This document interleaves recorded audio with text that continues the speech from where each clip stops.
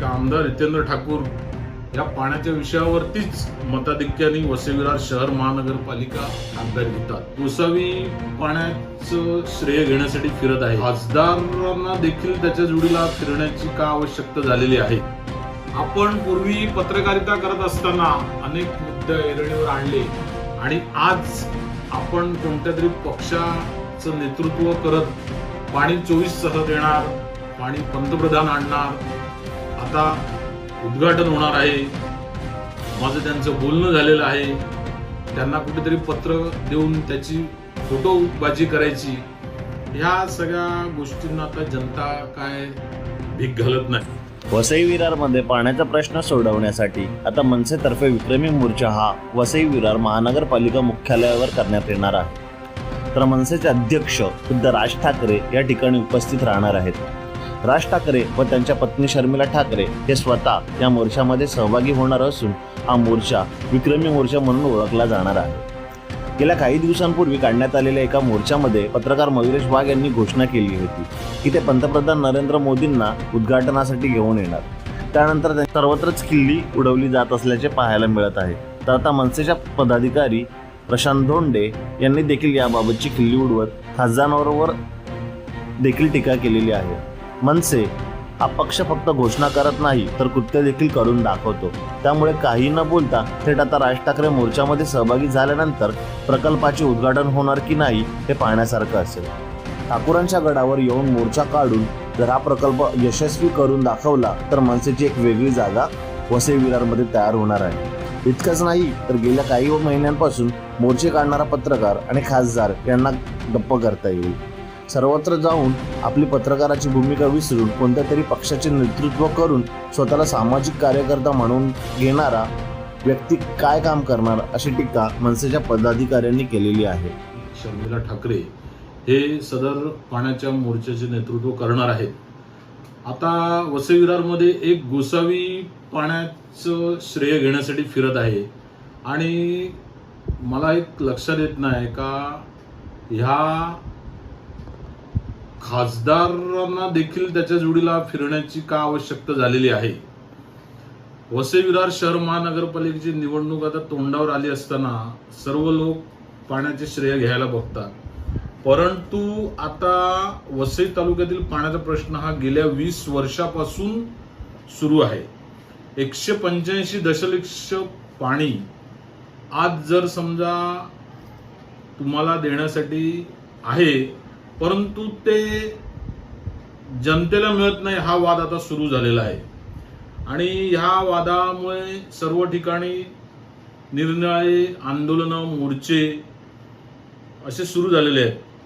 परंतु जे मंत्रालयातलं राजकारण आणि इकडच्या स्थानिक आमदारांचं, खासदारांचं राजकारण हे जनतेला काय नव्याने नाही आहे। आता तुम्ही एक लक्षात घ्या का मागील 10 वर्षापूर्वी उपविभागीय अधिकारी रोकडे होते आणि प्रफुल्ल साने हे बहुजन विकास आघाडीचे पाण्याचे बुद्धिमान नगरसेवक, त्यावेळेला हा गाजलेला प्रश्न आणि त्यावेळेला त्यांना आणि त्या उपविभागीय अधिकाऱ्यांना रिव्हॉल्वर परवाना घेण्याची आवश्यकता निर्माण झाली। असा हा वसई तालुक्यात गाजलेला पाणी प्रश्न गेल्या कित्येक वर्षापासून वसईतील जनता दलाचे आमदार डॉमिनिक गोन्साल्विस म्हणा किंवा पंढरीनाथ चौधरी म्हणा, इतर अनेक लोकांनी पाण्यासाठी मोर्चे, आंदोलनं, उपोषणं केली, परंतु आजपर्यंत हा पाण्याचा प्रश्न सुटलेला नाही। का सुटत नाही हे सर्व जनतेला माहिती आहे का आमदार हितेंद्र ठाकूर या पाण्याच्या विषयावरतीच मताधिक्याने वसई विरार शहर महानगरपालिका ताब्यात घेतात। परंतु असं आता हे किती वर्ष चालणार? आता काळ बदललेला आहे। जिथे तिथे कॉन्क्रीटच्या बिल्डिंग उभ्या राहिलेल्या आहेत। तुमच्या महानगरपालिकेनेच या बांधकामांना परवानगी द्यावी आणि पाणी कुठून आणावं हा प्रश्न जर तुमच्याजणी सुटत नसेल तर गेली 30 वर्ष सत्तेत राहून तुम्ही जनतेचे कोणते प्रश्न सोडवले हा प्रश्न आता पुढे उभा राहिलेला आहे। बहुजन विकास आघाडी प्रत्येक महानगरपालिकेच्या इलेक्शनला पाण्याचा प्रश्न सुटणार आहे असं आश्वासन देऊन मतं घेते, परंतु आजपर्यंत तो प्रश्न सुटलेला नाही. पश्चिम किनारपट्टीतील गाव आंदोलनानंतर अनेक वेळा महानगरपालिकेच्या ग्राउंडमध्ये महानगरपालिका पाईप आणून टाकते आणि 15 दिवसांनी ते पाईप गायब होतात. म्हणजे आता जनतेला समजलेलं आहे का पाण्याचा प्रश्न ह्या आमदार खासदारांना सोडवायचा नाहीये. परंतु कुठेतरी महानगरपालिकेचं इलेक्शन आल्यानंतर वातावरण निर्मिती करण्यासाठी याही आता हे एक एक कार्यकर्ते जे आहेत त्यांना पुढे आणावं लागलेलं आहे. परंतु ते कार्यकर्ते कुठचे आहेत, कुठे आहेत ते त्यांनी स्वतः आत्मचिंतन करायला पाहिजे. आपण पूर्वी पत्रकारिता करत असताना अनेक मुद्दे ऐरणीवर आणले आणि आज आपण कोणत्या तरी पक्षाचं नेतृत्व करत पाणी 24 तासात येणार, पाणी पंतप्रधान आणणार, आता उद्घाटन होणार आहे, माझं त्यांचं बोलणं झालेलं आहे, त्यांना कुठेतरी पत्र देऊन त्याची फोटोबाजी करायची, ह्या सगळ्या गोष्टींना आता जनता काय भीक घालत नाही. आता बघा, मागील काही वेळेस जो खड्ड्याचा प्रश्न होता तो अविनाश जाधव यांनी एका पत्राद्वारे आयुक्तांना इशारा दिल्यानंतर रातोरात खड्डे बुजवले गेले.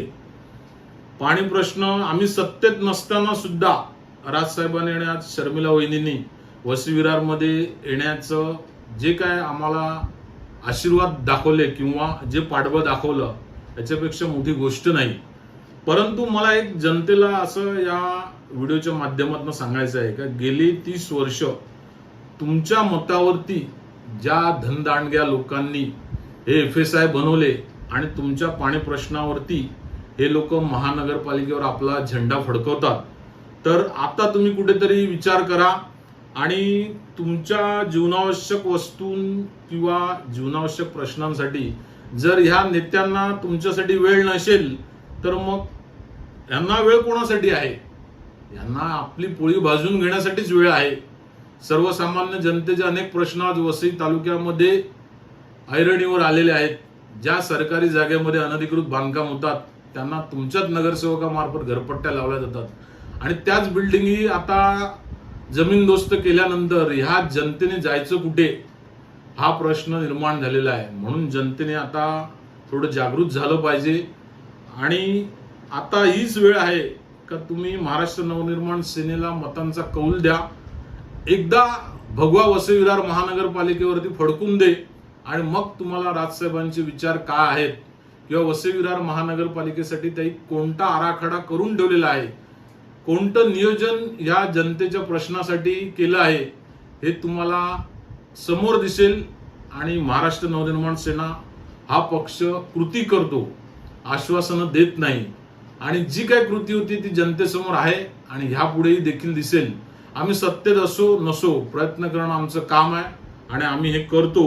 आणि याबाबत 27 ऑक्टोबर 2023 सकाळी 11 वाजता वसई विरार महानगरपालिकेवरती जो काय पाण्याचा मोर्चा होईल त्या मोर्चाला सर्व जनतेने आम्हाला सहकार्य करावं हीच मी सर्व जनतेला विनंती करतो. जय हिंद, जय महाराष्ट्र.